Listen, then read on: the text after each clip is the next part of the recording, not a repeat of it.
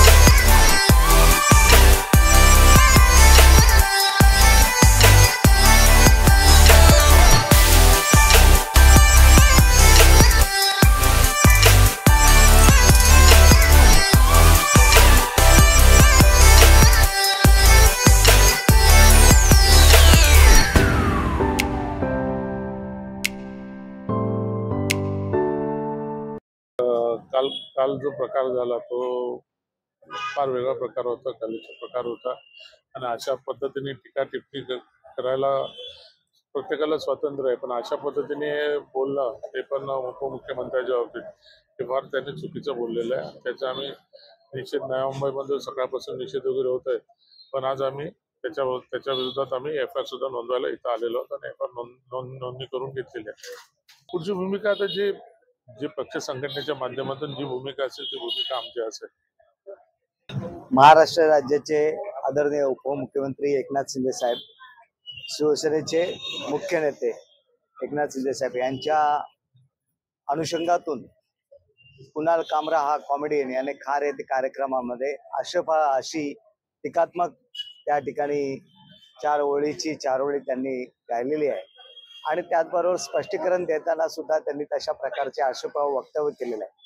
त्यामुळे निंदनीय आहे आणि त्यामुळे अशा प्रकारची मानसिकता समाजामध्ये तयार होणं, त्या दृष्टिकोन सामाजिक सेवेच्या अनुषंगाने कामाच्या अनुषंगाने एखादा मनुष्य बोलतो तो भाग वेगळा, त्याला स्वातंत्र्य असतं, परंतु अशा प्रकारची टीकात्मक करणं याला व्यक्ती स्वातंत्र्य म्हणत नाहीत. व्यक्ती स्वातंत्र्याचे सुद्धा प्रकार आहेत. त्यामुळे कोणाचेही मन दुखावतील, कोणाच्याही भावना होतील किंवा कोणावर आक्षेपार्ह विधान करून वेगळ्या प्रकारचं वातावरण तयार होईल, अशा प्रकारचं व्यक्ती स्वातंत्र्य हे कदापि मान्य नसतं. आपल्याला जो संविधानाने अधिकार दिलेला आहे तो एकमेकाचा आदर ठेवून कामाच्या अनुषंगातून सेवेच्या अनुषंगातून त्या ठिकाणी बोललं पाहिजे. परंतु हे आक्षेपार्ह विधान आहे, टीकात्मक विधान आहे आणि संपूर्ण सर्व शिवसैनिकांच्या भावना यातून भडकलेल्या आहेत. त्यामुळे निश्चितच सर्व ठिकाणी तक्रारी दाखल होतीलच.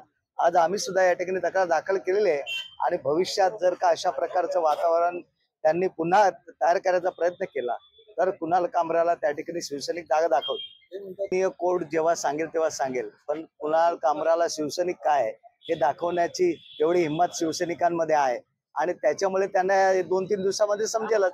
कालच त्यांना त्यांच्या कार्यक्रमाच्या ठिकाणी माहिती पडलेलं आहे की त्यांनी ज्या ठिकाणी कार्यक्रम केला त्या ठिकाणी काय त्यांना प्रसाद मिळालेला आहे आणि अशा प्रकारचा प्रसाद त्यांना नक्कीच मिळेल. मग जर त्यांना व्यक्ती स्वातंत्र्याचा अर्थ, याचा अर्थ कोणाच्याही भावना नको तशा दुखवणं किंवा काही करणं असं नाही.